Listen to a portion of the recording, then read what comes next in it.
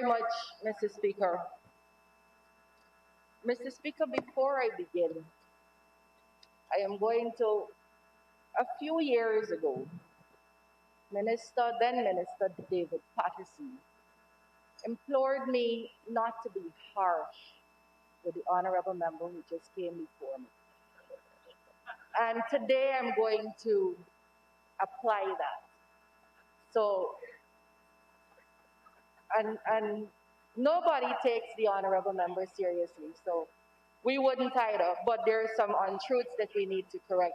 Before I begin though, sir, I want to extend congratulations and thanks to the Honorable Dr. Ashley Singh, Senior Minister in the Office of the President with responsibility for finance. I want to specifically recognize, sir, his staff led by the Budget Director, who on the eve of International Women's Day, I'm happy to say is a woman, Sonia Roothnot. I am aware of the kind of work they put in for this budget. This particular budget, Mr. Speaker, had to be crafted very carefully. It was a budget that sought to repair damage done by unlawful extensions of time in government with an effort to rig an election, damage done by the ravaged country we found, an economy, damage done by COVID-19. So we were trying to repair, even as we gave goods and services to the Guyanese people and began to implement our manifesto promises. And that's a hard balance. That's a hard balance to find. So I'm very conscious of how much effort that would have taken, and we're very grateful on this side of the house. And I think I speak for the Guyanese people when I say to Dr. Singh and his team, thank you very much. We are lucky on this side, sir, to have gotten as a minister, Dr. Singh, who has returned to this country, coveted service that other countries and international financial organizations sought out over the last 5 years. We are lucky to have him here, and we're very glad about it. Mr. Speaker, there is a perpetual and enduring quality coming from the opposition. And I think we all have to take a step back. I think we want to see the honorable members instead of them. Well, I was treating them as a subject, but the honorable members, sir, of the opposition. But I would extend it to all honorable members of this House. In 2021, we cannot use people's sexuality or sexual orientation or what we believe it is or ought to be to disparage people. We cannot in this House. And it must be condemned, and it must be rejected, and it must be noted. People who call themselves friends of the LGBTQ community and who are engaging in that kind of behavior. And I say here now, to any person of the LGBTQ community, you have a friend in us.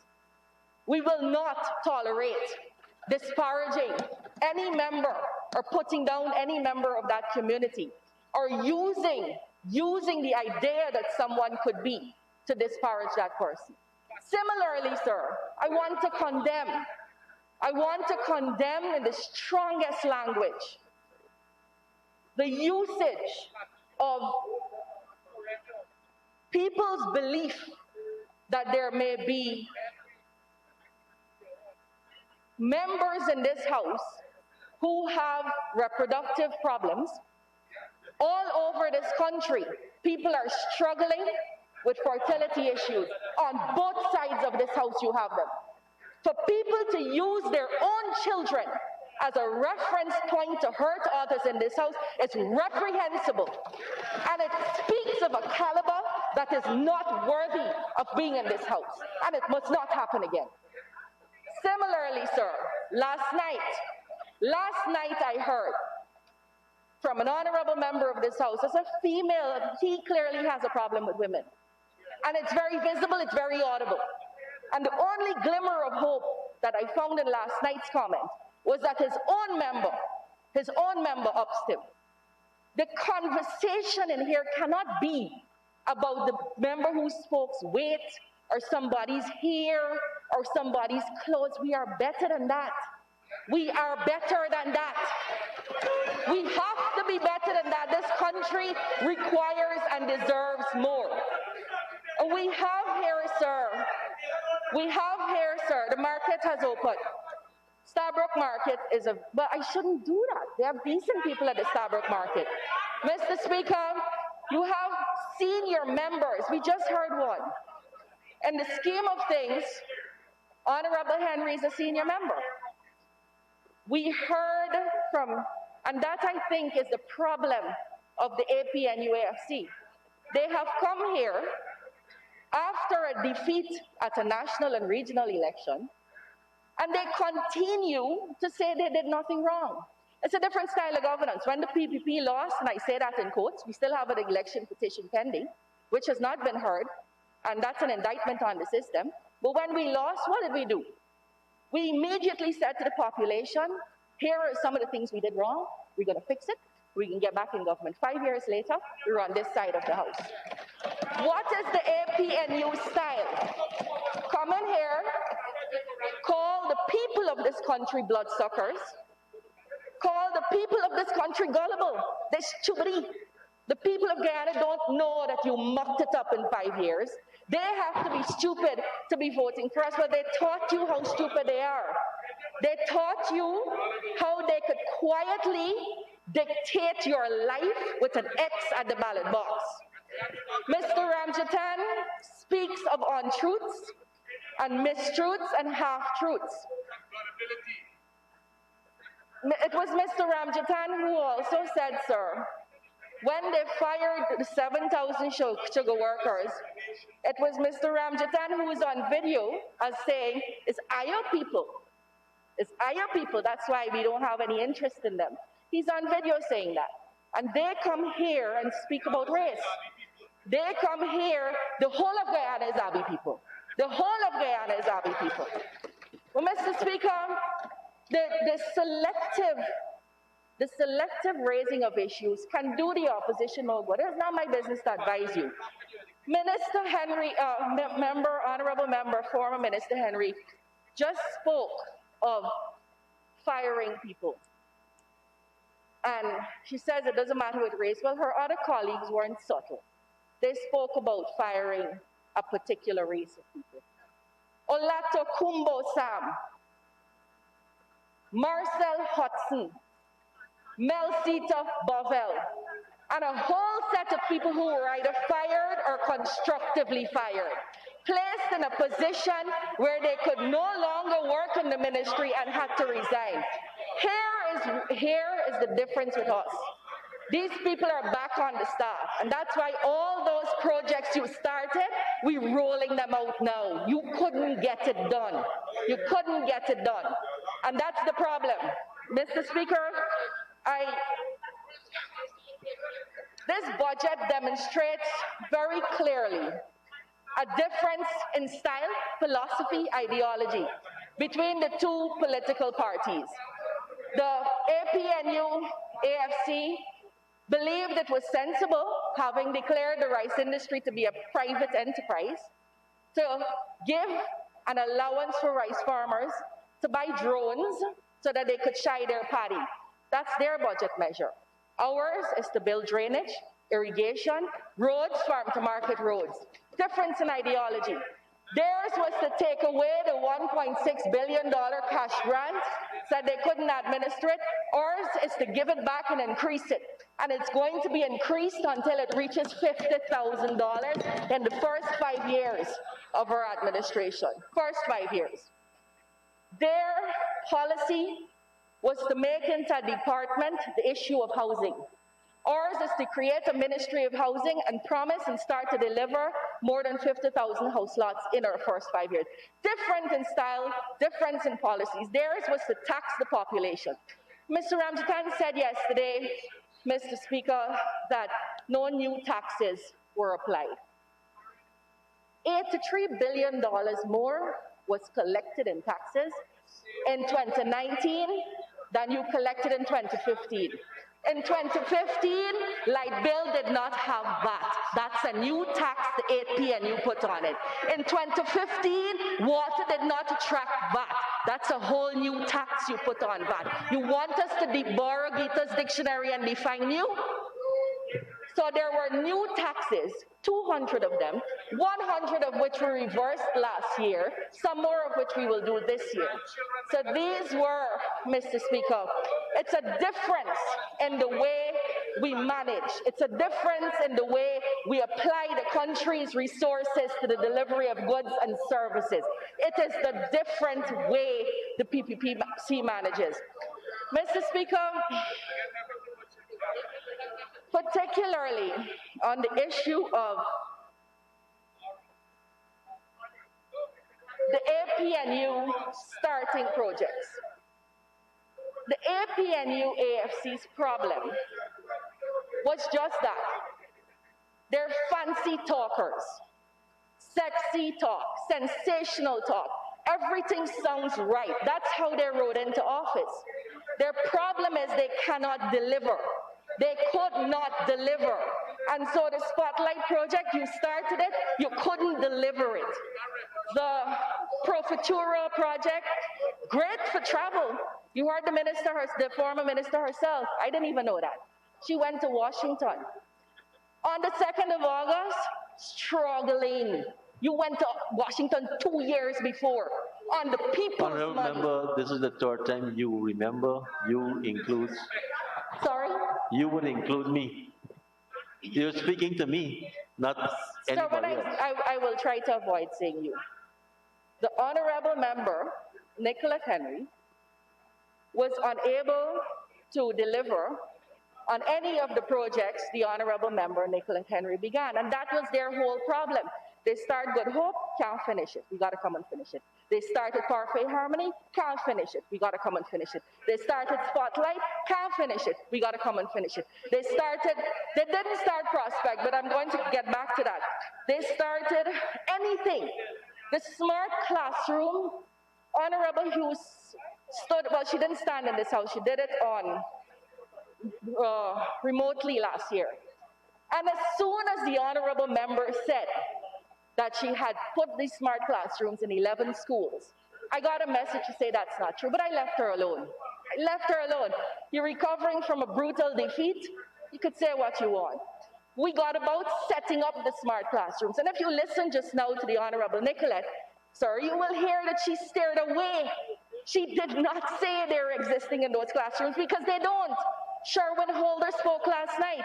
Why didn't he, honorable member, why didn't he tell us about the smart classroom and the A2MA? Because it doesn't exist. The press says it doesn't exist. The teachers say it don't exist. The students say it don't exist. But we come back here. We come back here and we're insisting that the smart classrooms in those 11 classrooms exist. And that, sir, is the epitome of what we see playing out here. On truths that they believe themselves. The problem is the people don't believe it. That's their problem. And so we have that. And sir, if you want to know the effect of untruths, we don't have to look further than yesterday. People were told lies.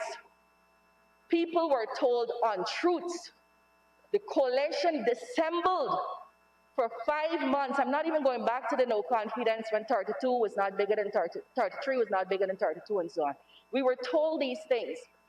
And so yesterday, when an honorable member of this house stood up to say her laptop was missing, the immediate reaction on social media was, shall I?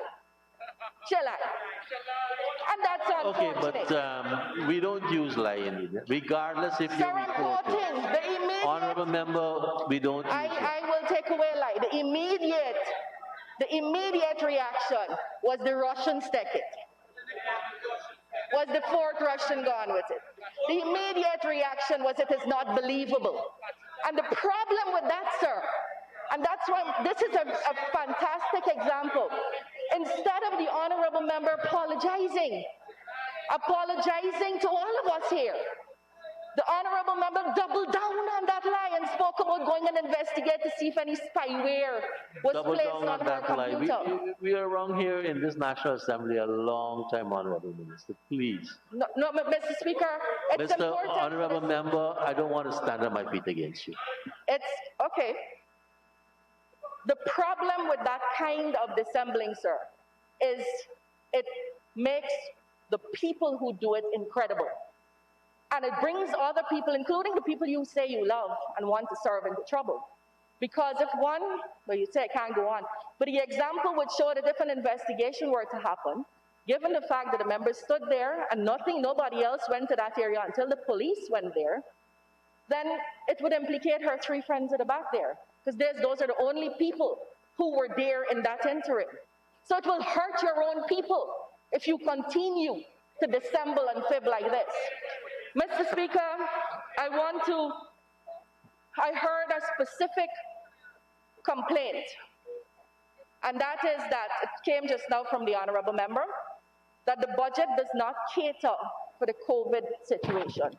This budget is all about COVID for education. But you gotta know how to read the budget. So when we increase print and non-print by 9%, it's to cater for the worksheets.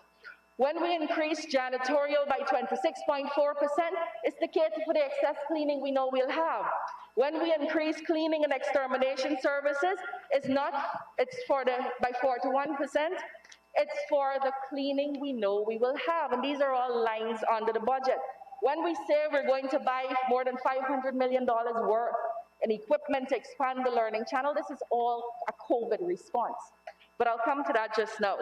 Specifically, Mr. Speaker, the honorable member just before me spoke of we can't go back to the one child, no child left behind. Mr. Speaker, that one sentence there epitomizes the ministry that was run by the member. That policy was never stopped. She started the ministry with the policy running, and she left the ministry, and the government and people of Guyana are still practicing the No Child Left Behind. It is an automatic promotion policy. So the coalition had 5 years to change a policy that they're criticizing. She comes here and says we mustn't go back to that, but that's exactly what she left in place, floating. She's floating. And that is the problem. The honorable member is floating. The honorable member, sir, I always hope, I live in perpetual hope that the sensible side of the honorable member will show up. And I'm always here living in that hope. And I was disappointed today. She didn't show up. Mr. Speaker, responses to COVID so far. Let's talk about students. As minister, Nicolette Henry, honorable member, was in office for 143 days after we shut down for COVID. 143 days ended, for me, on Boxing Day. By that time, from the 2nd of August to Boxing Day, we had done worksheets. We had employed the learning channel towards learning. We had reopened schools for the exam classes. We had put instruction on the radio. We had started online teaching. So all these fancy plans the honorable member says she was in place for the same time that we were in place, but didn't put it in place. And Mr. Speaker, it's important that we don't buy into those lines. Now let's talk about our own program. What are some of the responses, Mr. Speaker? For our children, based on consultations with teachers, parents, and students, we reopened 4th, 5th, and 6th form. But we said to the parents and students, if you don't want to come, that's fine. We will support your learning at home.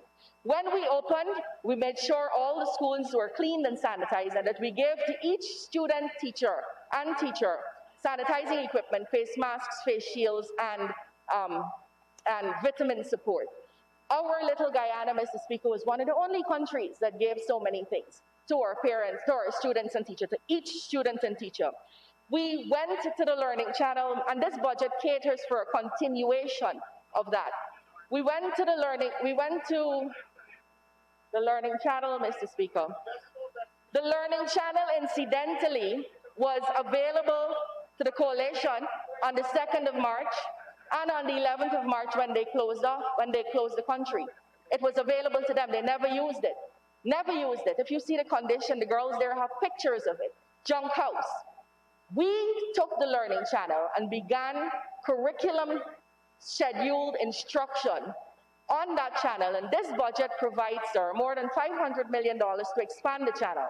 So instead of one channel now, we'll have 6 channels dedicated to learning, and we will be able to take that learning channel to every single Amerindian village.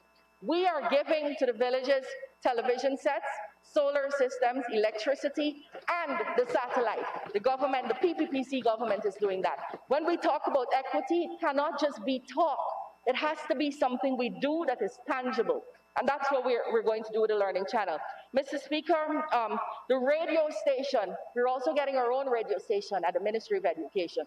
So we could dedicate radio to learning, because still there are some places in this country where radio is the only thing people get. Plus, we could enforce some learning and reinforce some learning that has been successful on the radio before. The worksheet program will continue. That is where, Mr. Speaker, and you know, I would have been glad to stand here and say publicly that worksheets were left in place, I'm rolling it out. I would have been glad to stand here and say that. Not a single worksheet was in place when we went in there. Not a single worksheet. Not a single plan. Not a single draft. When I went in there, and it's the same officers that are sitting and doing it now, all they needed was guidance and direction and a policy move. That's all they needed. The same officers are doing that now, rolling it out. And yes, is there a word spelled incorrectly? These things take years to develop. The public servants of this country, those that they say they love, the opposition members, honorable ones, where there may be spelling mistakes here or there might be a sum that is wrong here or there. These things usually take years to develop. We developed it in weeks, and I commend those officers. Mr. Speaker, what was our response to teachers? Teachers said to us, we're trying, but we don't know what to do. We don't know how to teach. We don't know how to innovate sometimes. We haven't been trained to do this. So the same professorial that the minister spent our money on and went to Washington that she never rolled out, that same professorial that she said it's right. Look, 5th of May, we rolled that out in October. We contacted the OAS. We contacted what we said we want to make this national. And from then to now, we have more than 5,037 teachers trained in innovation, and ICT more than 4,685, 9,722 teachers that we did this for. And that was your problem. You could never get it done. Admit it. Understand that is your weakness. Try to correct it. And then maybe 20-something years later, you can come back over here. Maybe. Mr. Speaker, that's teachers. Teachers who want to be trained. We are presently going fully online, although to my young, I don't know if he's young, new MP friend over there, honorable member, Cox, right? From Region 1. Fully online does not mean solely online. Fully online means we're going fully online, but it does not mean it's the only way we will be training teachers. We're not closing the college. We're still going to have face-to-face education. But when we announced this, Mr. Speaker, we saw and we continue to see remarkable interest, so much so that this year we're going to have the most trainee teachers enrolled. This year in COVID, when other countries are shutting down, 5 years from now, Guyana is going to be spitting out the most trained teachers in this country, because during COVID, we innovated and came up with a plan to make sure we don't stop training, and so that we won't have a deficit 4 or 5 years down the line. And we have now the most trained, the most persons enrolled to go and train to become teachers in this country. We are taking, Mr. Speaker, you know what that means? Sometimes we don't, empty vessel making a lot of noise there. You have a teacher right now, teaching in Kaikan. She's a single teacher. She's been teaching for 8 years. She wants to do this. She can't leave to come to college. We could train her right where she is. She could deliver education to the children in Kaikan as a trained teacher, sir. Nothing stopped the coalition from doing this. We started this in the same 143 days that Honorable Nicolette had, where she was like there in headlights, but it wasn't there in headlights. The problem was they were trying to thief an election, steal, rig, whichever is the most parliamentary word, sir. The same time that we took to start this, they could have started it. We could have received a half program that we continued. It wasn't there, it wasn't put in place. And Mr. Speaker, we intend to, more than $150 million in this budget will be applied towards setting this up, the infrastructure for it. What is the infrastructure? We have to have resources online. So teaching online is not just teaching through Zoom. Students have to have the benefit of textbooks, research material, a library. And we've subscribed to EBSCO and Notesmaster and other places. Those things cost money. The honorable member stood in this house just now. You know, sir, at some point we got to look at whether we should really start taking people to privileges. I don't really subscribe to it. I think privileges is at the ballot box. That's where people tell you how they feel about the fibs you told. The honorable member stood here just now and told us about how she is saddened that as a preposition, man, if I said the honorable member first, that's the subject, you stupidity. Yeah, Mr. Speaker, the honorable member stood here and told us that she is saddened that we have collapsed the one laptop per teacher program. Sir, let me tell you the truth about that. This government, APNUAFC, went into office on a promise that they will collapse the one laptop per family program and give one laptop per teacher. That happened for one single year, never happened again. So for 4 years, teachers in this country never saw a laptop from them, and families from this country never saw a laptop from them. But here, what's the bigger sin? You know what the real sin is, sir? So we're not collapsing anything. We're about to restart a program that we left in place. The biggest sin is that there's $100 million sitting in an account where we had a program at CPC, was revolving fund. We would help teachers and they would buy their own, we would subsidize a laptop, and the money they give would be put back into the system, and that would be the revolving fund. $100 million, and teachers are without laptops, tablets, or any devices. And this member stands in this house to say she's sorry that the program is collapsed. She's mad. Sir, this has to be a mental health issue. To fib so blatantly, where it is so easy to determine one is lying, that takes special reserves in your brain, Mr. Speaker, that the rest of us probably can't get into. And that's why I said every now and then, Mr. Speaker, the PPPC will restore the tablets, laptops for teachers that are being trained. That was abolished by the APNUAFC. Even though money was in an account, they never used it for those teachers. They abolished the one laptop per family program on the promise that they would do one laptop per teacher, and that never was realized. Again, you are unable to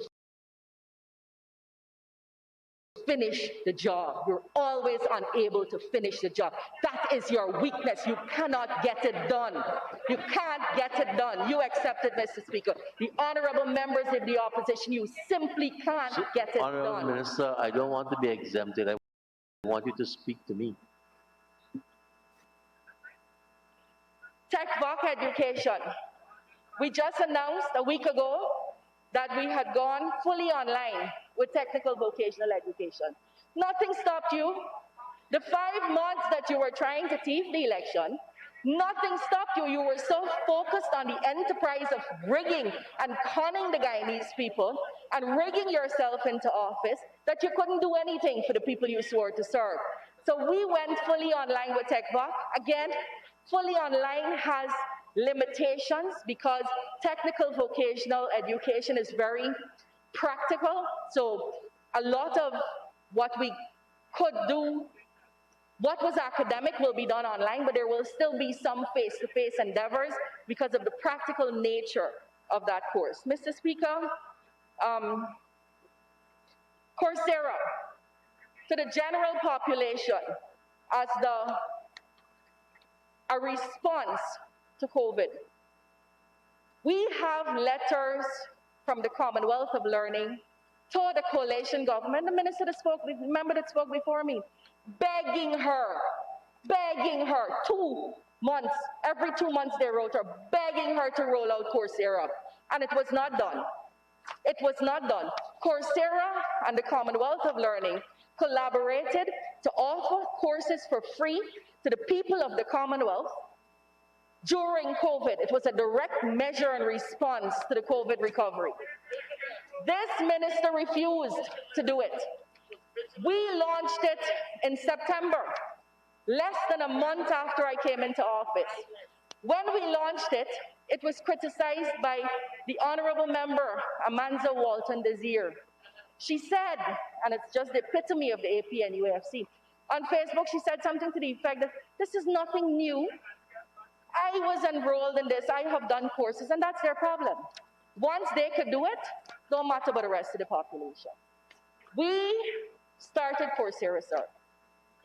Right now, Guyana ranks #1 in the world for interest in that online program. #1 in the world for members enrolled. #1 in the world for graduates. And let me tell you what that looks like. 53,000. Before you tell me, Honorable Minister, you need an extension. Mr. Speaker, I would like to ask my honourable member to be allowed to have 5 more minutes to conclude. Thank you, Honorable Minister Teixeira. Honorable Minister, please continue. 53,301 Guyanese citizens registered for this program. 31,297 persons took courses. 9,473 persons received certificates, and that amounted to 43,305 certificates. More 43,305 certificates, more than they had when you were in office. This is our people. Aren't you glad to see our people registering for these courses? And I reiterate, to Mrs. Desir, the honorable member, it was fine that she was taking it. But they don't want anyone else to benefit from these kinds of things. And this is the kind of selfishness. I have 4 minutes, sir, so I'm going to tell you about 2 more things. One, the PPP Civic is restoring the Because We Care cash grant. It begins this year with $15,000. Every student in nursery, primary, and secondary will get $15,000, and that will grow until it reaches $50,000. It is laughable. It is hypocritical. It is sad that members of the opposition who had 5 years and didn't offer this, and more so defended the snatching of this money from our children, would come here now and say that it's not enough or that it's not adequate. That just underlines for us how very hypocritical you are. And a big program that we begin this year, Mr. Speaker, is the National Online Learning Institute. $1 billion has been allocated in this year's budget, $1 billion, so that our young people, it's not limited to young people, but I suspect strongly, mostly young people will benefit from it. Our young people can get undergraduate degrees, can get master's programs, and can get PhDs. There was a time in this country, sir, when ministers of the government are the people who benefited from this. And yesterday, one such former minister stood up and said, I have no apologies to make.